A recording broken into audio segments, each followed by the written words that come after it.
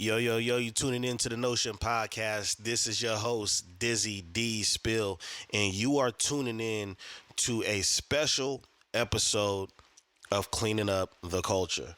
For those that have been a fan of the segments of Cleaning Up the Culture, I know you're probably excited and relieved to know that I'm still doing these different topics in this particular series. This one could be controversial. This one could be informative. I think it's all just in your perspective, but I definitely want to share mine and I want to share my beliefs and what I understand. This could be broken up into a series.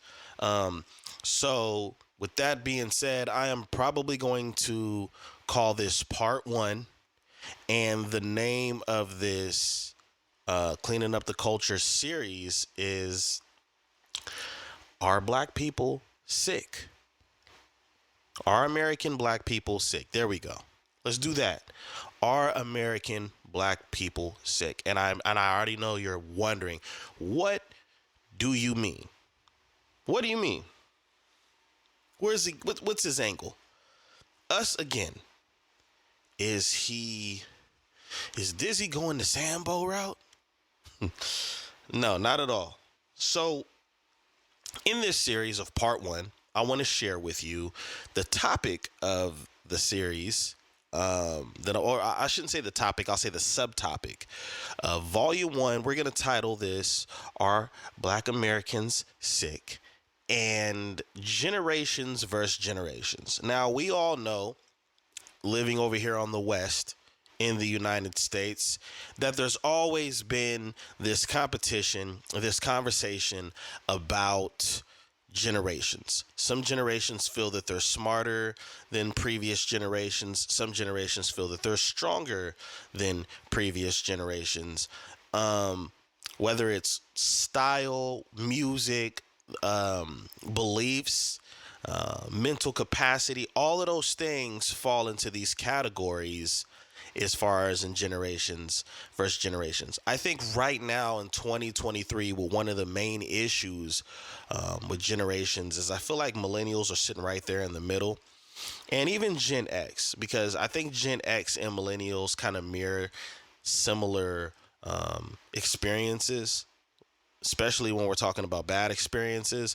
But I do believe that with Gen X and millennial, and I would like to say early millennials, not late millennials, because even there's some differences in that area with us, right? And it seems like there's a huge disconnect, and this will all come together as the series drops with the subtopics of our Black Americans sick, Black people in America. And so, with the subtopics of generations versus generations, I wanted to start out by teaching. One of the issues with the teaching between the two generations, I'll speak for myself. I'm 35. I am considered a millennial. My wife is considered a millennial. Some of my closest, probably all of my closest friends are millennial. I think I have a homie I work with who's Gen X, right around the same age as my older brothers. But for the most part, the people that I deal with on a regular basis are the earlier millennials, 80s babies. You know what I mean? And so the thing is with the teaching is that I think when we got to be adults, millennials, we understood that the boomers had an experience with the silent generation, their parents, and there was a way things were done. There was a culture, there was a belief, there was only a certain, or I would say limited amount of information that they were given, and so they had to work with that. And so with the baby boomers, our parents, they didn't have a lot of access to things that we have. Technology is different. The way you get information is different. There's more information to go off of than what they had to go off of. We're understanding certain things that we thought were good for us are not good for us. We understand that certain things are good for us that we haven't probably been applying in our lives, whether it's health or other conversations. But I think right now, what has happened just from my personal experience and talking to people in my generation, is that there's a huge lack of understanding because of the teachings. Most millennials don't want to whoop their kids, from what I've came across. I'm not saying they don't. Most millennials come from a generation where they got their butt whooped. You understand what I'm saying? So even that right there, the teaching element is different. And I think that it's tough because when you use when you talk about it was supposed to be a lesson behind when you did get whooped. But even the things that were taught outside of corporal punishment, right? You have conversations, for example, on how to be in life, right? You're taught to cook. As far as the boomers, they were taught to cook, they were taught to clean. You had to have some kind of moral to yourself. But you had to do something with yourself. And it seemed like you guys had to grow up pretty fast as far as boomers are concerned. And so when they're raising their kids, they're going off of those experiences, but they're not understanding. I find that a lot of them don't understand that the world that they prepared us for does not exist. So that it's not that the teaching is ineffective. It's just, it's obsolete in today's times. Not all the teaching though. I do think there should be discipline. I do think that they were more financially disciplined. I think we're more financially literate than them, but they were more financially disciplined than us, right? Because they didn't have a lot of easy access to information. They didn't have a TikTok where somebody could say, this is how you start a business, or this is how you can clean a skillet, or something like that. They didn't have that information just at their fingertips like we do. However, we have that information, and because sometimes we have an overload of information, we go 20 different directions with it, or we just use that information to make ourselves appear intelligent and all-knowing, which is annoying, right? So I think the difference in teaching, there should be more of an understanding between two generations. KRS-One has a video going around right now where he gives a great example of that. And I might screw it up, but I think the message in what he was saying is older people listening to younger people will have older people moving faster than other older people. Younger people listening to older people will have them moving faster and wiser amongst the younger people. So there's a huge disconnect when it comes to the teaching aspect that needs to be addressed, and that definitely needs to be fixed. So I think boomers and millennials need to do a better job of listening. Boomers have to understand where millennials are coming from, and millennials have to understand where boomers are coming from, Generation X. Young and old have to bridge that gap. And I'm going to be honest, if you are middle class, or if you're lower middle class, or if you have grown up poor, it's really important to listen to each other. I'm not saying do what each other says at every point and agree all the time. I'm saying to actually shut your mouth and try to listen, to understand, instead of listening to respond or compare. That is important. If you want to get a message to go around your community or around the people you care about that's going to be effective and progressive, you have to shut your mouth, and listen on both sides. And there may be some things that is hard for you to hear, but that's what teaching is. A part of teaching is getting the right information to the person or the people that want it and need it and will do something with it. You know, your job as a teacher, regardless of what you do or who you're teaching, is to give all the information you can the best way you can give it. Okay? So I think that generations versus generations, that's where a huge hiccup is. I think the other issue, and I touched up on it earlier and I can go into detail, is discipline. Now, discipline isn't always about corporal punishment or forcing a person to see their error in every single error that they make. I think that for blacks, since that's the topic, we have struggled with the concept of discipline. And as technology gets better and as awareness and understanding gets better, we have, I wouldn't say grown out of the way we discipline, but I think we've grown to where we have more options to be able to discipline our families, but also discipline ourselves with how we react and respond to things. Like I said, it's not always about punishing a child or punishing someone. This is also about, how you conduct yourself. You know what I'm saying? But to dive deeper into our culture, the way that we've disciplined, the way that children have been disciplined in the black culture stems from a form of slavery. In slavery, when a slave did something wrong that the master felt was wrong, we were whipped. And we took that concept as discipline and we whipped our kids with it. I'm not going to say the only, one of the issues with doing that is fully understanding what's happened. And I think the reason why so many millennials try not to whoop their kids is because we've grown up to understand that that was a form of trauma. And for some reason, boomers don't, once y'all get y'all gray hairs and your retirement money, y'all forget how hard y'all really were. And, oh, I don't remember saying that, or I don't remember calling you that, or whooping you that much. Or you have the vulnerable boomers that knew what they were doing and probably didn't feel good after they did it a couple times, like, well, I'm sorry. And yeah, those things created trauma for us.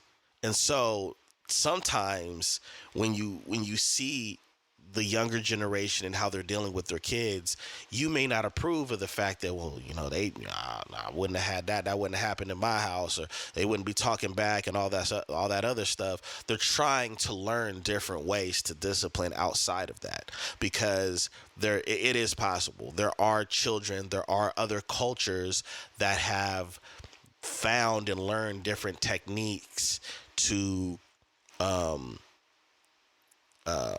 control the behavior of your kids. We have also found out that more kids are diagnosed with different disabilities.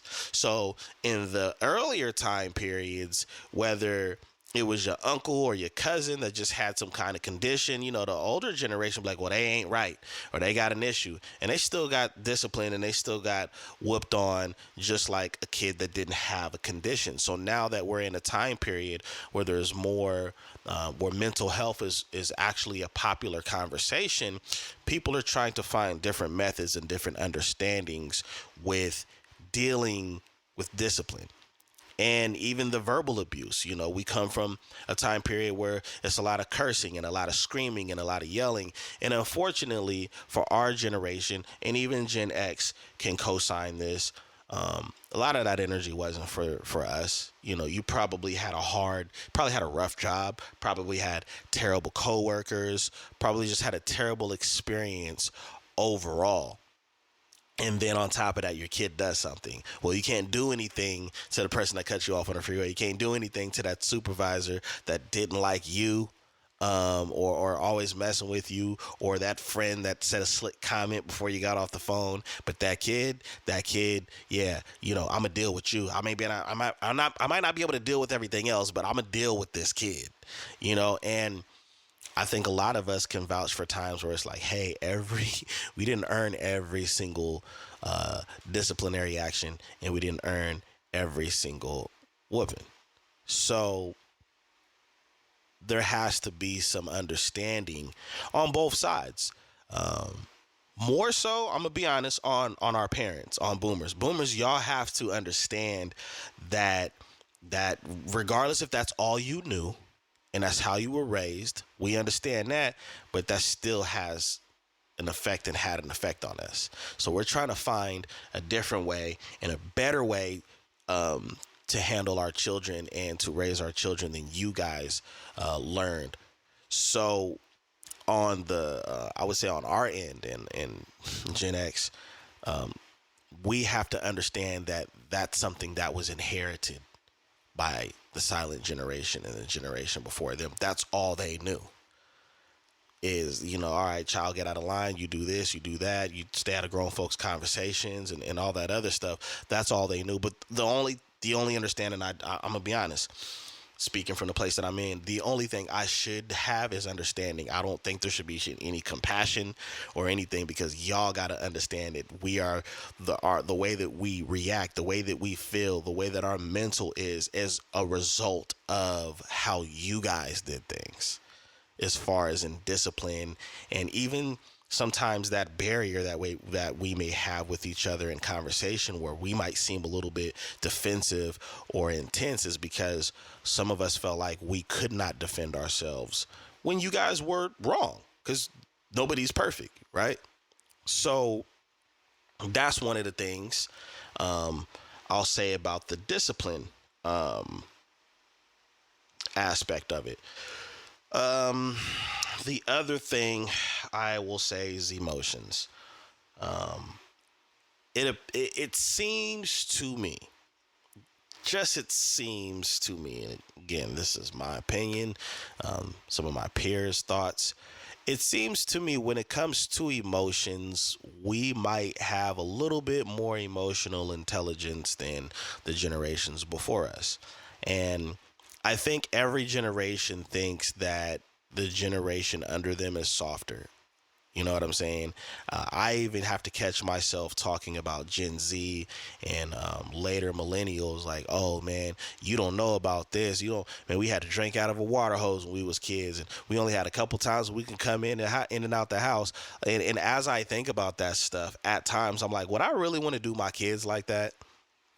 And it's something that we all got to check ourselves on, because that we come from a different time period. It's our inner zeitgeist telling us like, hey, this is how we roll, but we got to kind of keep rolling with the punches. But man, still, why you roll like that? It's a weird way of thinking that we do. But specifically talking to the generation before us, the generation that raised us and taught us a lot of great things and some not so great things, we have to have a better understanding when it comes to emotions. And I'll say for the older generations, the best way that we can understand y'all is y'all being transparent.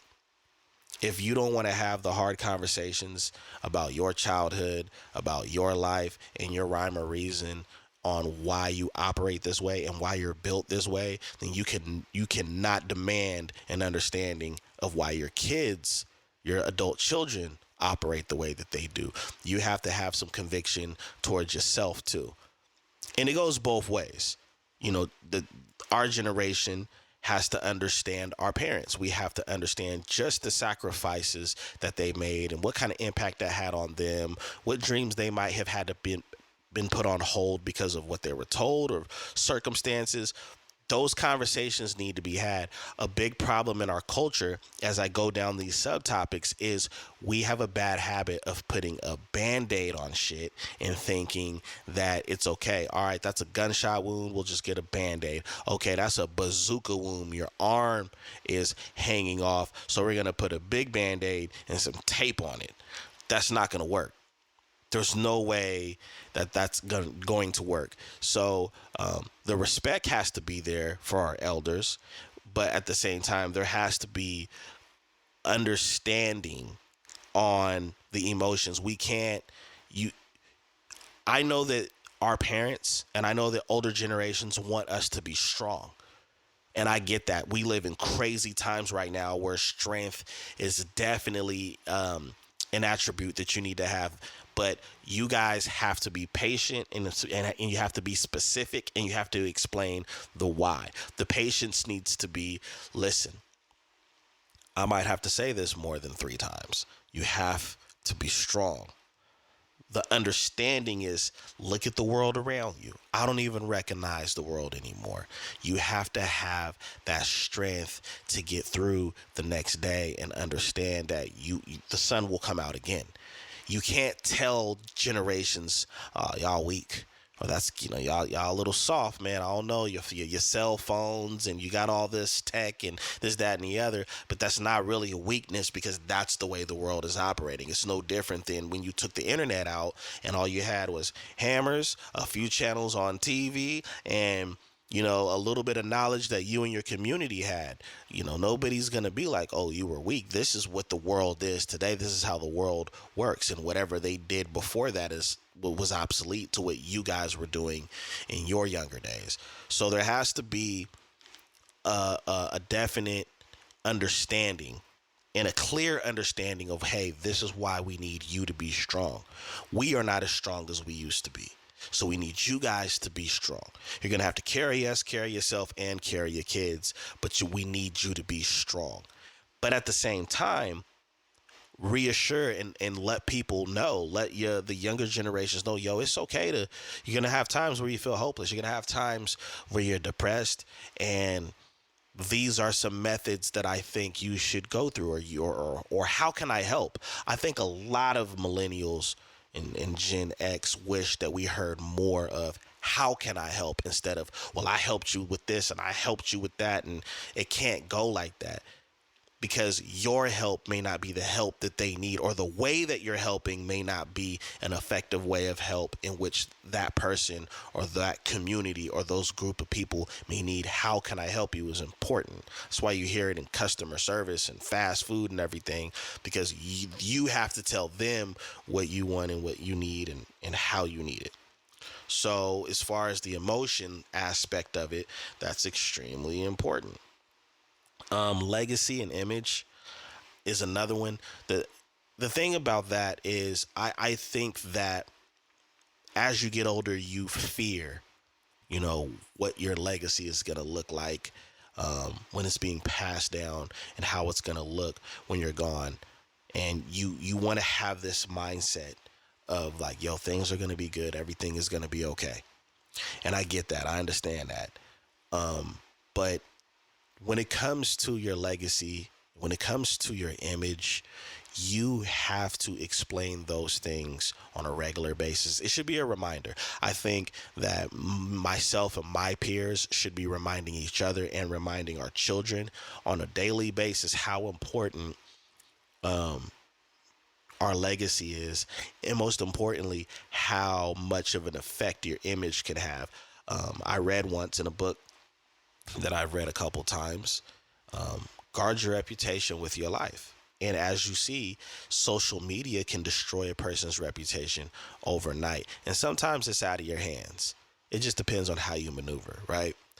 And I think that we have to do a better job of how we conduct ourselves. I know we live in a time period where everybody has something to say, and everybody can say it, and they can reach millions or sometimes billions of people. But as Black Americans, we have to understand the ramifications behind the image that we let other people put on us. So I think that we shouldn't allow anybody to label us, but at the same time, we don't want to make it easy for people to give us a specific label that we're going to have a hard time combating or arguing against because of the way we've conducted ourselves. And I think the best way to handle that is to understand the people before us and why they may say, don't carry yourself a certain type of way. I don't believe in everything that we're told not to do, because some things just don't make any sense. And there's no proof of it making any sense. But I do believe how we conduct ourselves is something that we have to start with in public and in private. The kind of conversations that we have amongst each other and about each other when we're present and when we're not present, a lot of those things should cease. Now, that doesn't mean that we're going to get rid of gossip. We're going to get rid of ghetto and ratchet and all that stuff. It's always going to be little remnants of it here and there, because it's in every culture. It just affects us the worst from what it seems. We have to do a better job coming together with our elders, and our elders coming together with us to agree on things about how we're going to carry ourselves and how we're going to protect our personal and our family legacies. And we don't do it by saying, oh, old people, they don't know, they forgot who they used to be when they were young. And it doesn't work with older people saying, well, look at how you guys carry yourselves, look at how you guys dress, and this, that, and the other. There has to be a rhyme or reason on why certain things are said, and then there has to be a solution. My biggest issue in today's times is, and it's a clear understanding with me being more involved on YouTube, that people like to talk about the problem more than the solution. Or they only talk about the problem and never have a solution. I'm not a fan of that. I don't care how big you are. I don't care how famous you are. If you're always coming on a platform every day talking about a problem and you don't have at least 2 to 3 effective solutions from your end on how you believe it'll work, I want to hear it. And it kind of shows me what your intentions are. So with legacy and image, that's another thing that the generations have to have better understanding and work together on, because what we're doing right now is not working. When I break down a lot of these subtopics and what I'm talking about, a lot of the things that we've been doing and that we continue to do don't work anymore. They don't. So respecting our elders, this is a tough one. Not that it's hard to respect elders, but there's so many layers to why this is conflict. Sometimes what happens, and what's happened for decades in our culture, is we're taught to respect people that don't respect us, and that's not flying. If I feel like, as a parent right now, if I have to train my children to respect people that are connected to their lives, that don't acknowledge their lives, that don't have conversations about them, that don't, and I mean like progressive conversations, but don't interact with them, it's hard for me, because of what I went through growing up and what a lot of other people have probably went through growing up, to sit up there and be like, yeah, you respect them just because they're older. I would rather not have my child around somebody that way. In my opinion, it's like, okay, if I don't have my kid around you, they can't disrespect you. And if I don't have my kid around you, I can't force them to respect somebody that clearly has shown that they don't care about them. However, when you do have your children, or when we do have the youth around older people, there should be some respect there. These people got to this point in their life seeing things that you've never seen, and possibly things that you never will see or have to experience. So there should be some respect for our elders. I came up in a house, my older siblings came up in a house where we say, yes, sir, yes, ma'am. Majority of my family in the South still refers to their elders as yes, sir, yes, ma'am, because that was a way that we acknowledged respect. And I don't see it a lot. And I don't think that's a bad thing. I think that I wouldn't mind raising my kids to have that same concept. But elders are important. I just know that we have to spend more time having real conversations with our elders, and not let our elders get so caught up in modern society with gossip and social media. And because, they're on Facebook, and sometimes things are new to them that have been old to us since we first got an account. And so I think that we have to really cherish and honor our elders by getting that history. That's something that I've been taught by my mom, about our family history and our culture and all of these different things that would help us know the truth about our family and know the truth about our lives. That stuff, those conversations are precious, and once you don't have the opportunities to have them anymore, they're gone forever. So I think that is a real huge reason why we should respect our elders and spend time. Those recipes from the older, your mother and your father and your grandmothers, get them. Things that you didn't know about them, ask the questions. Ask how their childhood was. Ask how do they see the world. Ask what they think about how things can make the world for you and your children a better place. Have real conversations with your parents, because when they're not here anymore, they're gone. I have told my mom on dozens of occasions, when she told me something that's interesting over the phone, I say, nope, email it to me. And it doesn't mean that I don't want to talk It just means a lot of times, she may call me when I'm really busy working on something, and I don't want to lose sight of that information. So nope, email it to me. Or all right, I have time to talk about it. And after we talk about it, please email me what you just told me, because we live in a society where there's just an abundance of information. So many things are coming at us in all different directions as far as information is concerned.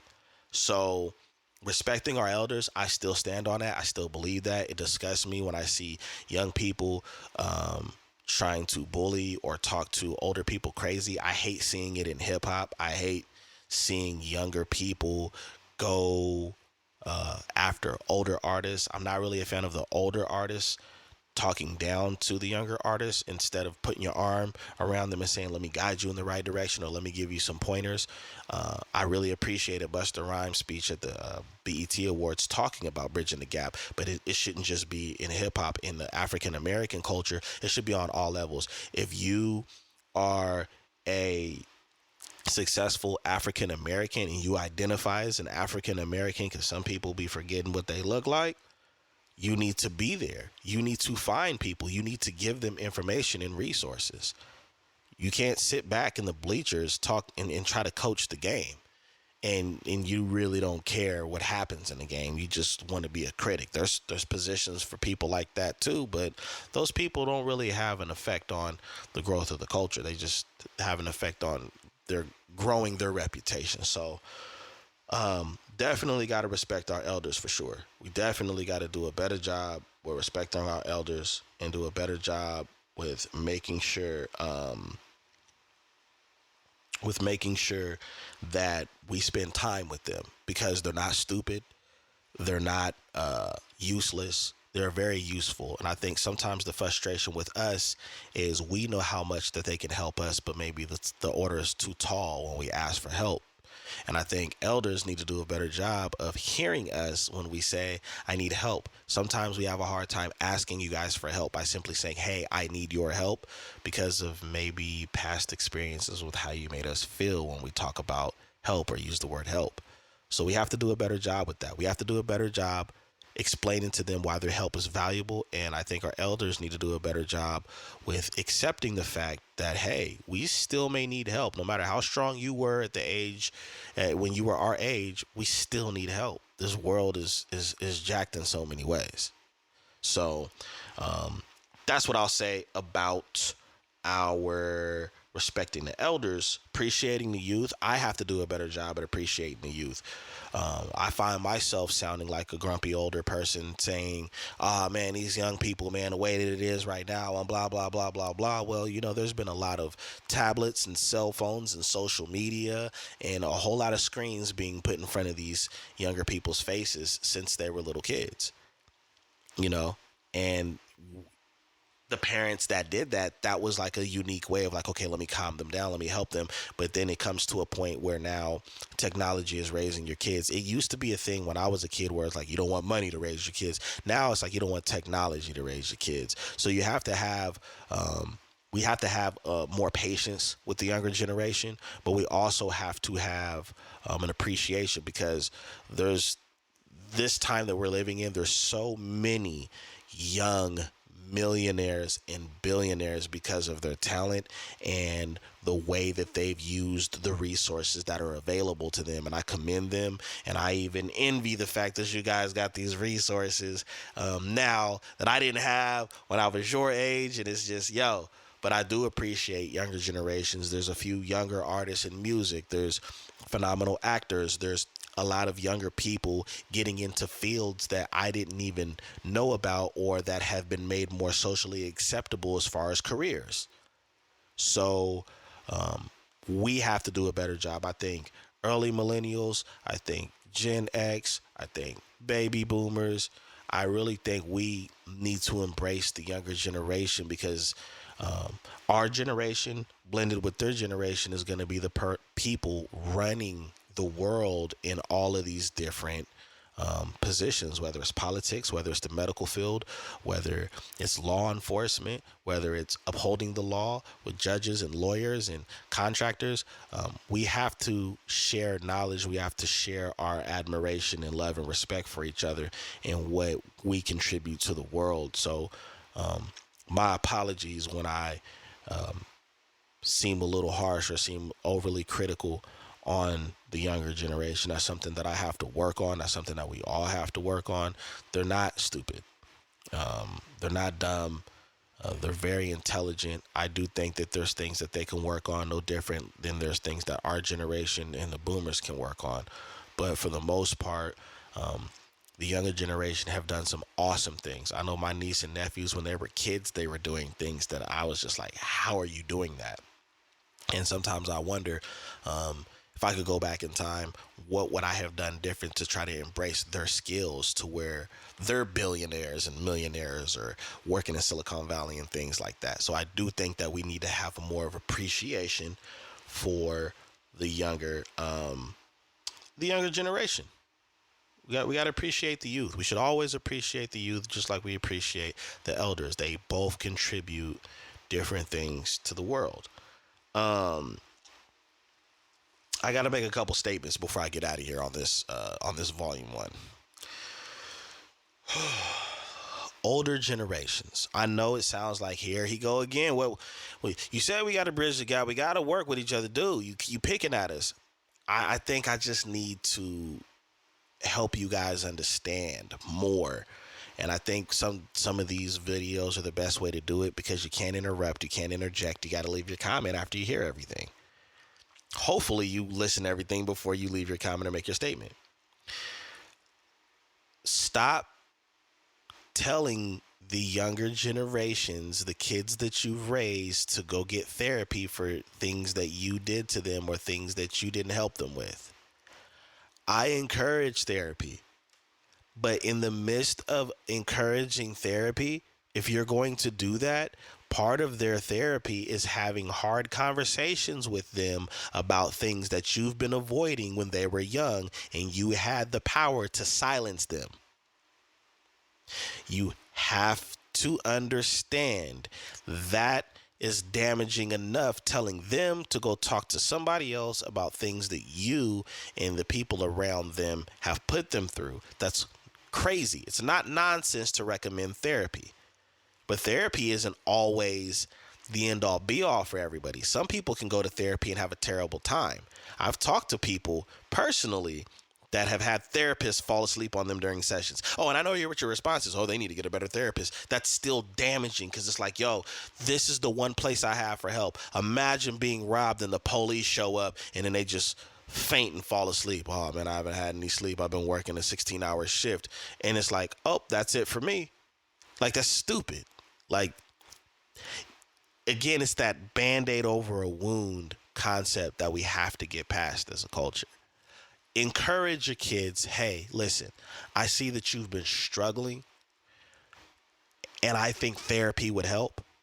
I'm even willing to go with you if you think that'll help us in our relationship. But if there's something that you can talk to me about that you've maybe been too afraid or too timid or too cautious to talk to me about, we can talk about it. We don't have to talk at each other. We don't have to fight each other. We don't have to argue with each other. Let's just get a better understanding of each other. Stop just, well, you need to go talk to somebody else to work on that. Sometimes their therapy, that the reason why they're going is just you. Now, we all have multiple different problems, but the truth is a bulk of that issue on why you're encouraging to go is you. I'm not saying all of you guys, but you know what I'm talking about when I say this for you guys that probably gave your children a hard time.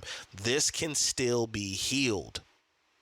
Okay? This can be healed. This can help and possibly fix something. So just stop making that statement and then just going about your day like, well, I told you to go do this. Like, it takes more than that. We're talking about the mental, and the mind is very, very important. The mind can't operate any of this correctly. It can't operate any of this correctly if it's not in the proper state or a functioning state. You know what I'm saying? So I'm just throwing that out there from experience and understanding. Um, just listen to. You might need to listen to this whole thing again. I'll close with that. You might need to listen to this again to really understand um, what's going on and what's been going on. But the generations versus generations, we need to do more talking. We need to have great, uplifting, positive conversations. And we need to also have very tough, very frustrating, tear jerking, uncomfortable conversations with one another. Um, that's a great start, in my opinion, with rebuilding our community and the family. First, the family was destroyed, and then our community was destroyed because there's no family to nourish it and keep it going. So we need to have these conversations. We need to talk more than just holidays or because we haven't talked in a few days. And we need to have conversations that are not always going to be the best when you hang up the phone, because we have a lot of undoing that we need to do in our community. So that's my take on Volume 1, Generations versus Generations, on the main topic of are Black Americans sick? So until next time, I am your host, Dizzy D Spill. You've been tuning in to the Notion Podcast. Please follow the Notion Podcast on all platforms. We're definitely on YouTube. We're definitely on Twitter. We're everywhere. So follow us. Please leave your comments. I don't care if you disagree with me. Let's get this conversation started. I don't have all the answers. I am not Sway. All right. I don't have all the answers. Give me some answers. Give better feedback than the feedback that I'm giving, because I want to see progress more than anything else. Until next time, peace.